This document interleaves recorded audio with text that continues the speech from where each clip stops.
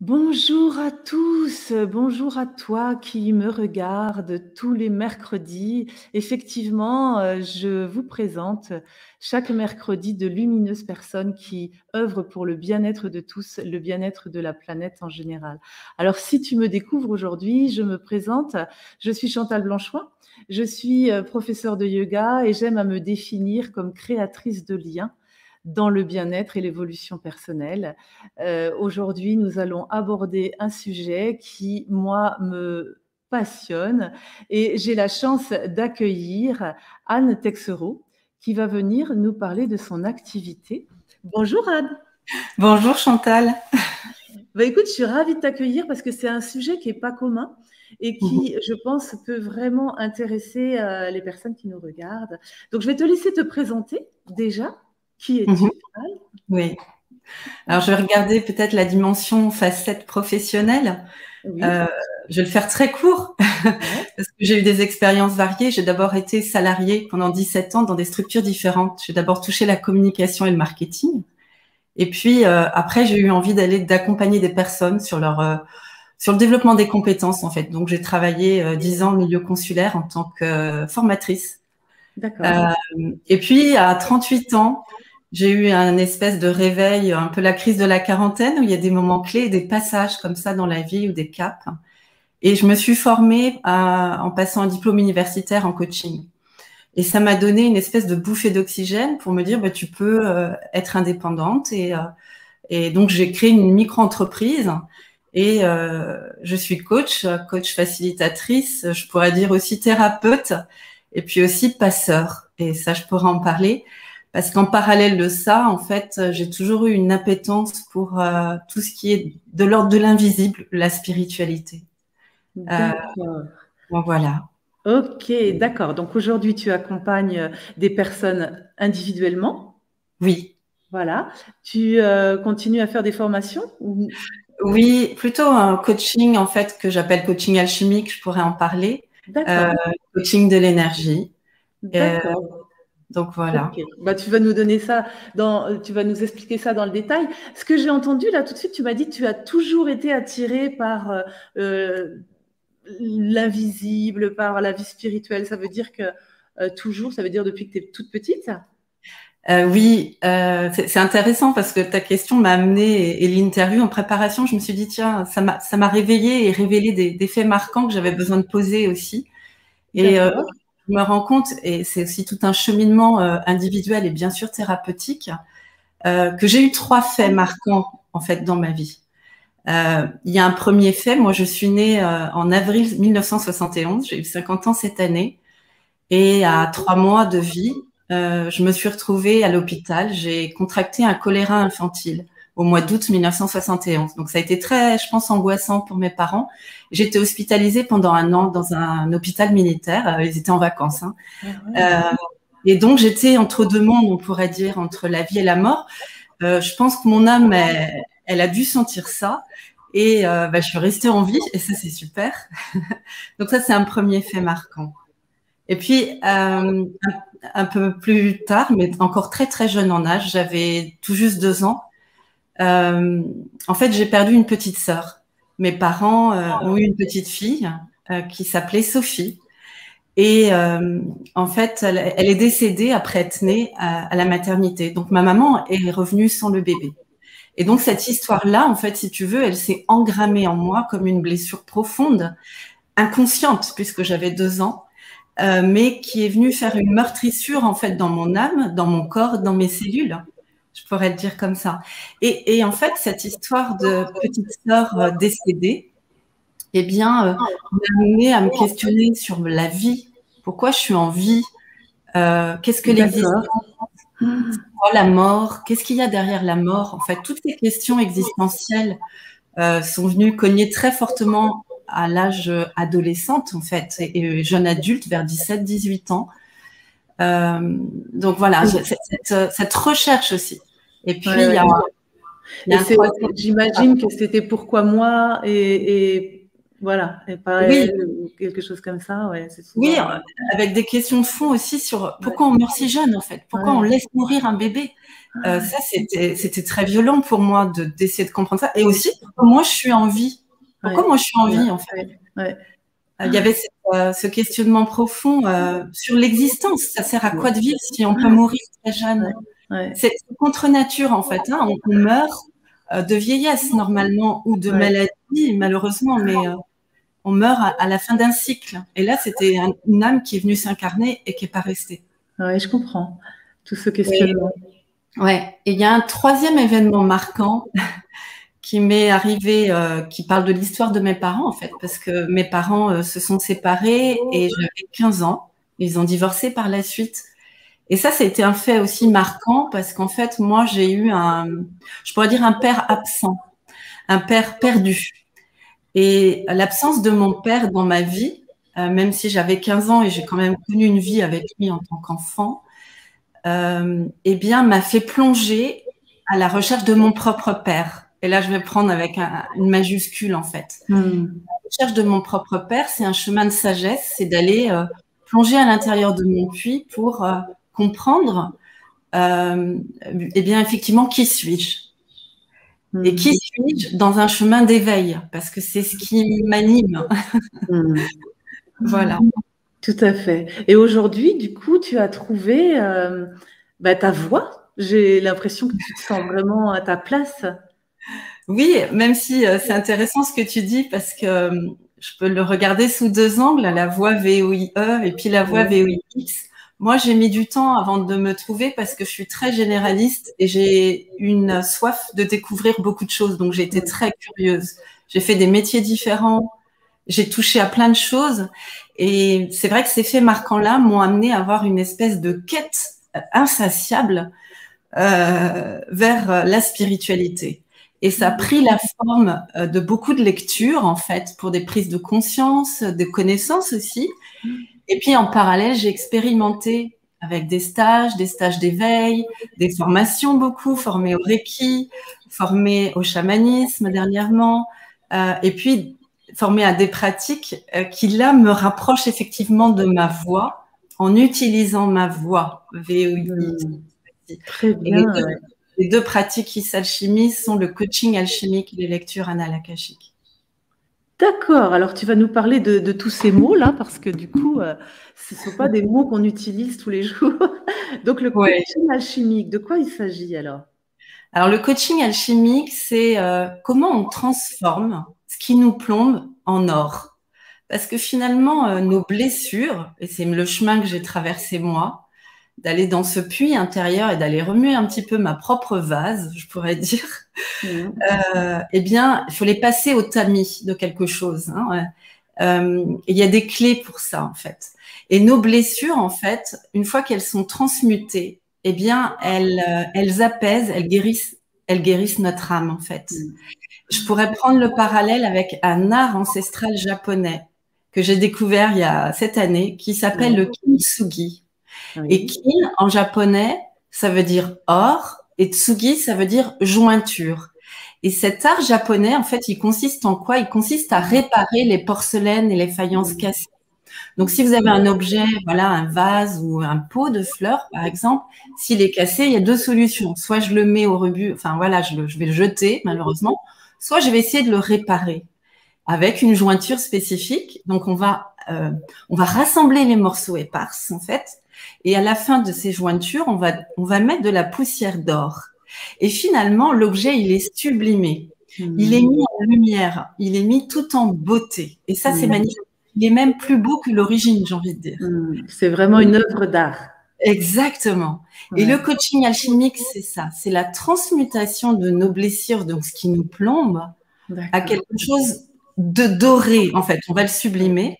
Et d'un seul coup, nos blessures guéries sont en fait des blessures sacrées.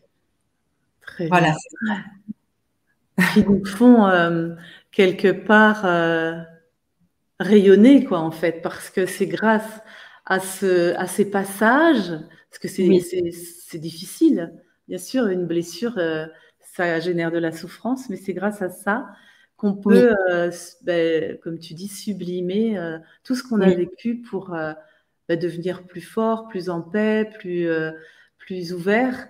oui, oui. Ouais. Et le mot que tu dis, passage, il me parle beaucoup parce qu'en fait, c'est ça, je dirais une passeur, je pourrais dire une passeur d'âme incarnée aujourd'hui. D'accord. Oui, parce qu'en fait, les gens ont besoin de clés pour ouvrir des portes. Et ces portes sont des portes vibratoires, des portes de conscience, en fait. Et c'est quoi ces portes? Ce sont des passages. Et dans la vie, on a tous à faire des expériences de passage. Ça peut être changer de dizaine, par exemple. Et ce sont des caps. Un deuil, par exemple, c'est un passage. Une séparation avec un conjoint, c'est un passage. Le changement de travail, c'est un passage. Et en fait, je donne des clés et la personne va utiliser par elle-même, ça c'est important, ses propres clés pour aller ouvrir son trésor. Et à l'intérieur, il y a des morceaux presque éparpillés. Et l'idée, c'est de rassembler ça. Et ces morceaux sont des blessures, des meurtrissures, des souffrances, ou des fois des brèches ou des failles énergétiques dans notre âme. Et Oui, on tout à peut fait. les réparer.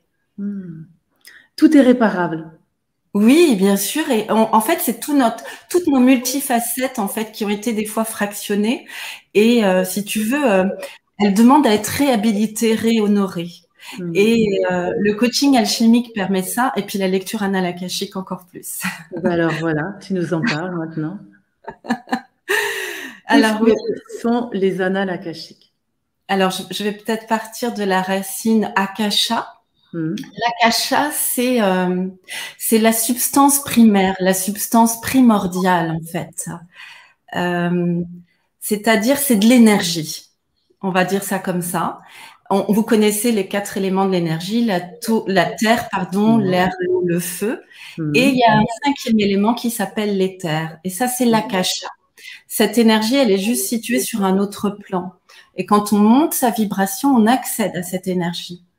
Et l'akasha, c'est, je dirais, la grande bibliothèque universelle, comme toute la mémoire en fait de nos consciences collectives et individuelles. Et dans l'akasha, il y a de l'information. Parce que en fait, notre corps physique là, si on le réduit et qu'on regarde vraiment plus qu'au microscope, en fait, on n'a rien, on est 0,01% de matière. Si je réduis la cellule à l'atome, à l'électron, il n'y a rien en fait. Tout est en forme d'information. Ça veut dire que les 99,99% restants sont de l'information. D'accord. Et cette information, elle vient de notre vibration. Et elle est stockée dans ce qu'on peut appeler, oui, qui s'appelle les mémoires ou les annales akashiques.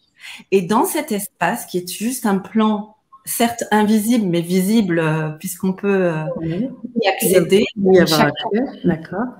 Voilà. Il y a de l'information qui est là. Et c'est la mémoire de toute cette information. Et on peut trouver de l'information du passé, et même de nos vies passées, du présent et des futurs pas encore actualisés. Parce que on rayonne déjà aussi ce futur, en fait. On voit l'espace-temps comme quelque chose de linéaire, alors en fait, c'est plus quelque chose comme une spirale, en fait. Oui, tout à fait. Ok, alors du coup, ça veut dire que tu peux prédire l'avenir? Je ne parle pas de voyance du tout, mais par contre, les personnes, je pourrais expliquer comment se déroule une séance de lecture anale akashique, mais les personnes, en fait, posent des questions. Les questions, j'en ai pas connaissance à l'avance. Je les découvre une par une lors de l'échange. Et effectivement, la personne, elle peut avoir une question en lien avec son futur. Ça peut être, voilà, j'envisage de changer de travail, je ne sais pas si c'est le bon moment pour moi. Et quand la question, je vais l'inspirer dans l'énergie de l'akasha, je vais obtenir un message important qui va parler à la personne. Je dirais même qui va parler à l'âme de la personne. Et pour ça, j'utilise ma voix. Tu as utilisé le mot tout à l'heure, parce que les mots MOTS, ils ont une résonance vibratoire forte et ils vont venir résonner et frapper l'âme de la personne, je pourrais dire, et ils vont parler à la personne. Et je le vois parce qu'émotionnellement, elle est touchée.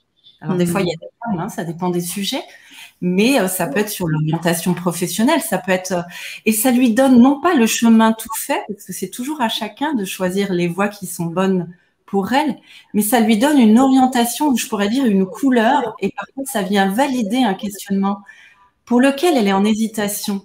C'est très important qu'elle l'entende. Ça vient valider quelque chose que son âme sait et qui d'un seul coup passe dans le visible, en fait. D'accord. Et du coup, elle pourrait peut-être, si elle s'exerçait à écouter sa petite voix, on va dire, ou je sais pas comment on peut, Oui. c'est son intuition, ou si elle osait faire confiance à ça, ce serait la même information? Elle peut le voir par des médias différents. Moi, j'utilise l'énergie de l'akasha, mais pour d'autres personnes, cette inspiration, parce qu'en fait, c'est une connexion à la part supérieure que nous avons tous, sauf que nous sommes coupés en fait de ça. Mais dès qu'on se met dans un espace du cœur, on a cette expansion vibratoire qui arrive, qui est présente, et on peut l'utiliser par différents médias. Ça peut être par exemple par l'expression d'un art. Je pourrais dire la peinture ou la poésie pour certains, ou encore la musique. Et ça, ce sont des champs d'inspiration forte. Encore faut-il se reconnecter à cette voix. Et ça, pour faire ça, il faut aussi avoir, j'ai envie de dire, passer au tamis sa vase, en fait. Hein, tu nettoyer le filtre. Oui, avoir à nettoyer le filtre. Je dirais ça. Et tout à l'heure, tu parlais du chamanisme. Alors, est-ce qu'il y a un lien avec les annales akashiques? Ben, en fait, je pourrais faire le lien avec, parce qu'en fait, ça parle de notre essence. À l'origine, on est pure lumière, je pourrais dire ça comme ça. Et cette vibration énergétique lumineuse qui provient de la source, on peut l'appeler aussi autrement selon les obédiences religieuses, mais en tout cas, on est étincelle de lumière. Et cette lumière, elle vient s'incarner, elle passe par différents plans vibratoires et elle vient s'incarner dans un corps de chair, qui est notre véhicule terrestre, qui est notre corps physique.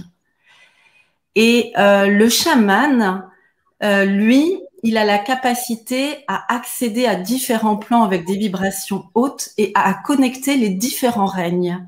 Oui. Il va les connecter le règne essentiellement animal, mais d'autres aussi. Et donc, il va effectivement, beaucoup connecter l'énergie de l'akasha, où il y a des maîtres et des enseignants qui diffusent des informations. Donc, eux-mêmes, ils sont canaux aussi, en fait, ils sont médiums ou canals dans leur façon, et ils obtiennent des informations. Et ils vont être en relation avec ces mondes multiples, invisibles, et ils vont obtenir de l'information qui va parler à l'âme de la personne pour laquelle ils sont en processus de guérison. Donc oui, on pourrait dire qu'il y a des liens. Le chaman, il utilise surtout les éléments naturels,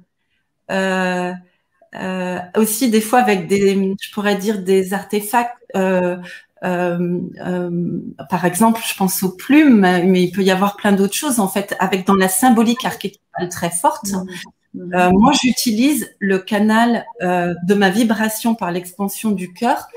Et les messages que je transmets passent par le son de ma voix. Parce que j'ai une énergie air, en fait. Et cette énergie de l'air, elle s'imprègne par le son, par les mots que j'utilise, qui soignent les mots MAUX de la personne.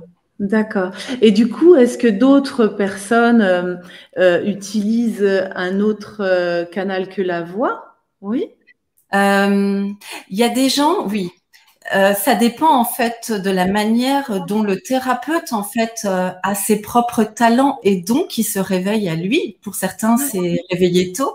Certains utilisent la technique des annales akashiques en prodiguant en fait des soins énergétiques par le magnétisme et ils sont connectés à un plan supérieur qui peut être celui de l'akasha et les mains vont se guider à un endroit particulier du corps à soigner en fait. Et par la position ou pas de leurs mains, ils vont entendre un message. Et le message peut être par exemple, tiens, mets tes mains sur les genoux de la dame, mais ça peut être aussi questionne quelque chose autour de son genou. Ils vont avoir de l'information qui va arriver et qui va parler à la dame ou le monsieur qui suit un soin. Ouais. Okay. Oh, c'est passionnant. Je vous l'avais dit, c'était passionnant. Merci Anne, c'est vraiment chouette. Est-ce que tu vois d'autres choses à ajouter? Là, dans l'immédiat, non. Et peut-être tu me reposeras la question tout à l'heure. Voilà, on a une belle surprise parce que tu as une personne qui a pu venir en consultation et qui vient témoigner. Donc, on accueille Sophie.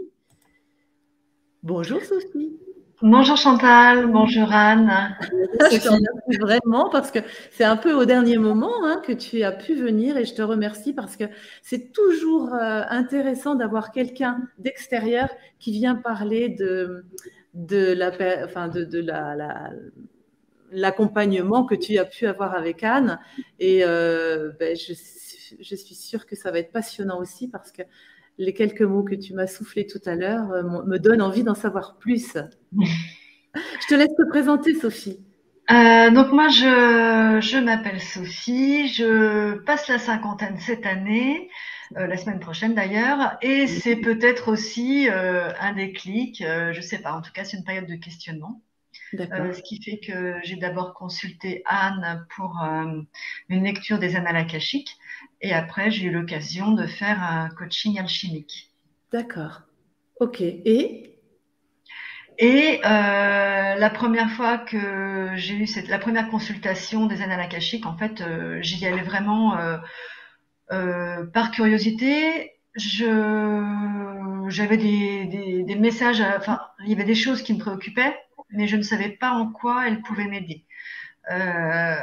En fait, ce qui a été troublant, c'est que dès qu'on s'est connecté, j'ai senti une émotion qui m'a envahie et j'ai été bluffée parce que j'ai reçu des messages auxquels je ne m'attendais pas, qui correspondaient en fait, qui me parlaient vraiment. Et encore une fois, moi, j'attendais rien du tout parce que je suis complètement. Ça, c'est quelque chose qui est complètement inconnu pour moi, qui était inconnu pour moi. d'accord, ok. Et vraiment, ça a été une très belle expérience. Tu peux nous donner un exemple? Non, peut-être que c'est trop personnel, je sais pas, comme tu veux. En fait, c'était des questionnements sur ma vie familiale, le tournant de la cinquantaine, les projets qu'on peut avoir envie de faire à cet âge-là, alors que est-ce qu'il faut vraiment des projets ou pas? Enfin, voilà, il y a plusieurs choses. Il y a aussi le départ des enfants. Enfin, c'était pas des difficultés énormes, c'était des questionnements qui m'étaient propres et qui me touchaient.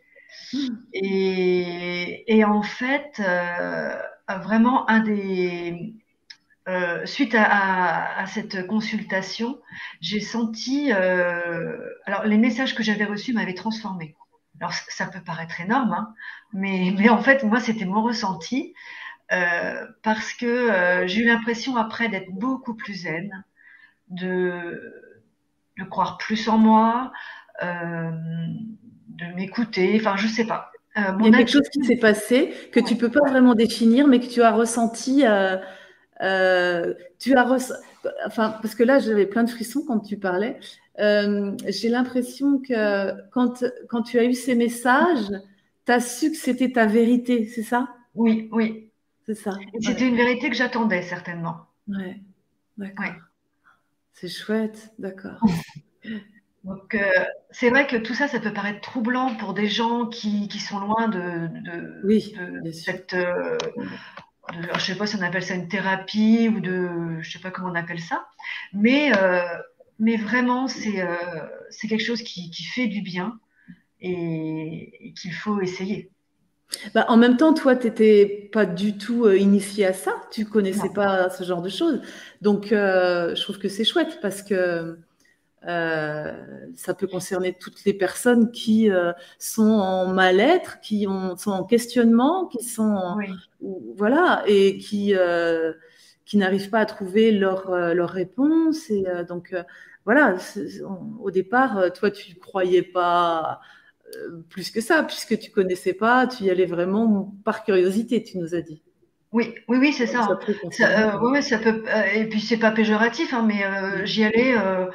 Voilà, je sentais que ça pouvait être bien, mais je n'avais pas d'attente particulière. Donc c'est chouette. Quand on n'attend rien, c'est encore plus. Ah oui, oui. C'est pour ça, je pense que je suis si contente de ces consultations. C'est parce que forcément, comme j'avais pas d'attente, j'ai été comblée. Et alors, ce coaching alchimique, par la suite?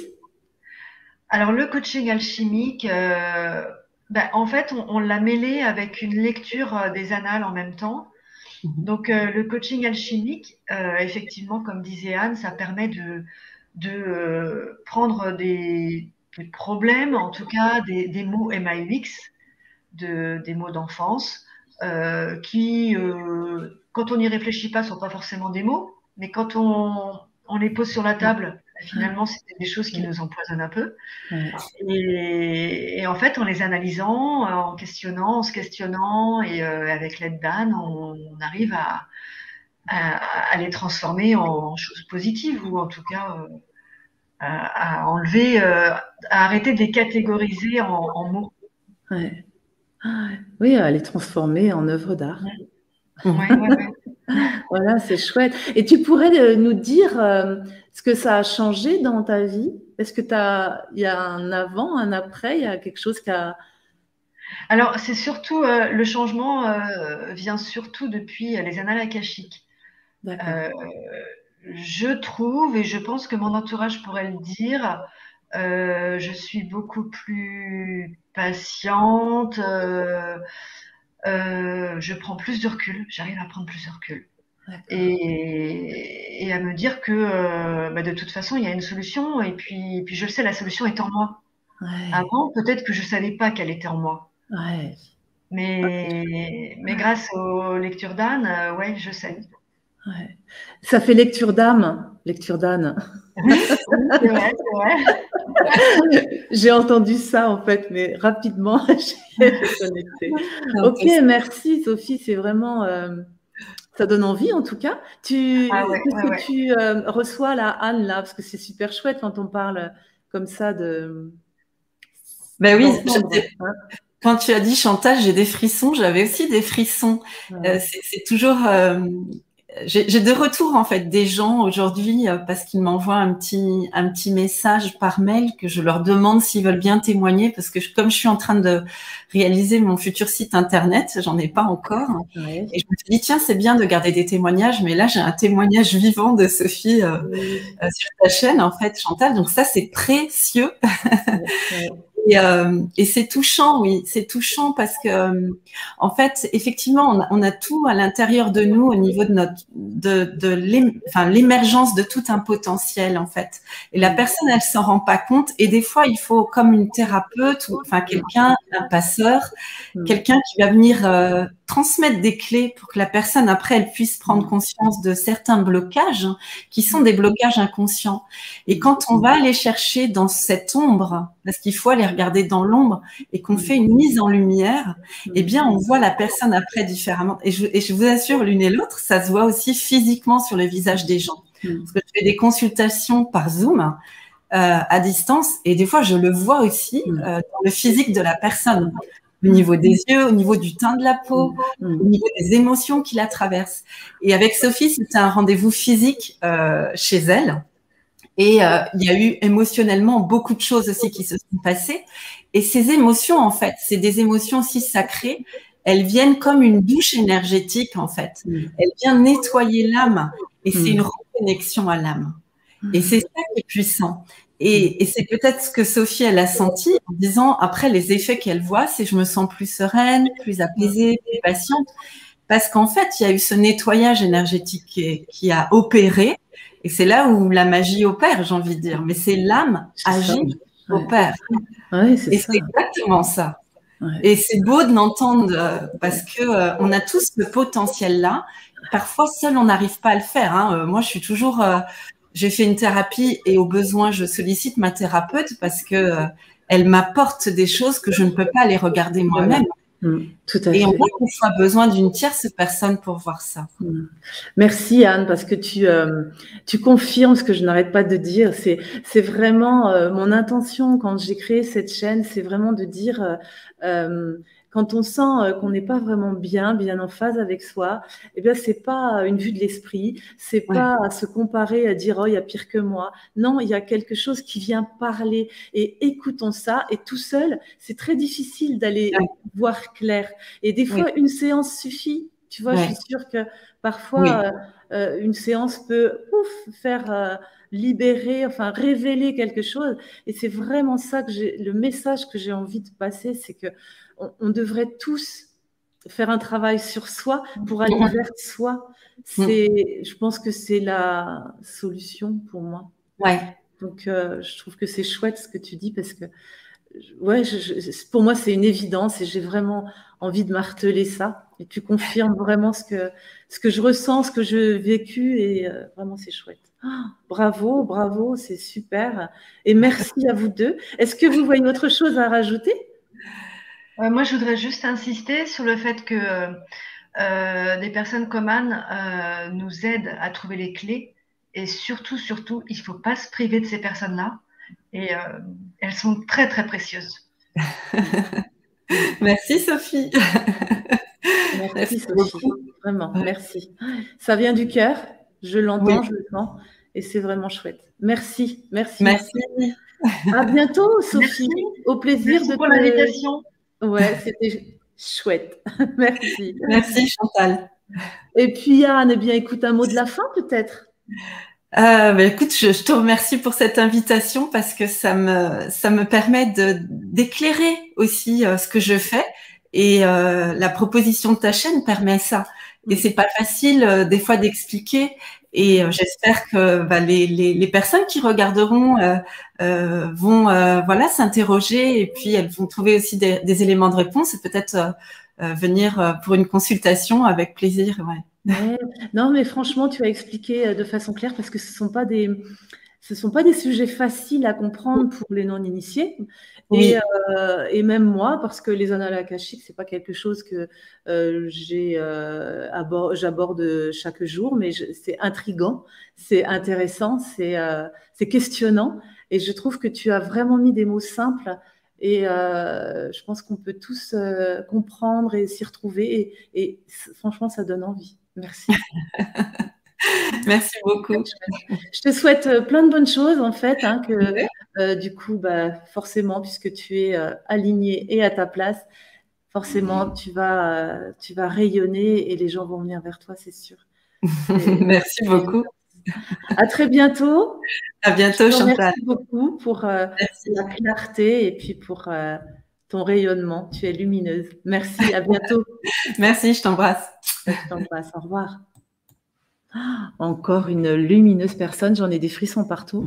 J'espère que ça vous a parlé, que ça vous a éclairé et que ça vous a donné envie, parce que effectivement, parfois en une séance, vous pouvez libérer des choses et vraiment aller vers vous et trouver votre place. Et vraiment, si chacun prend sa place, tout le monde peut la prendre, c'est évident. C'est quand on s'empêche de prendre sa place, on empêche l'autre de la prendre. Donc, tout le monde doit faire son petit pas pour réussir à devenir qui il est vraiment. C'est vraiment ça que j'ai envie de vous faire prendre conscience. Si cette vidéo t'a plu, like, partage, abonne-toi si ce n'est pas déjà fait. Et puis, j'espère qu'on se retrouve mercredi prochain. J'ai une autre lumineuse personne à te présenter. Alors, à très vite. Et puis, prends bien soin de toi. Je te dis que c'est le plus beau des cadeaux à te faire. À très bientôt. Au revoir.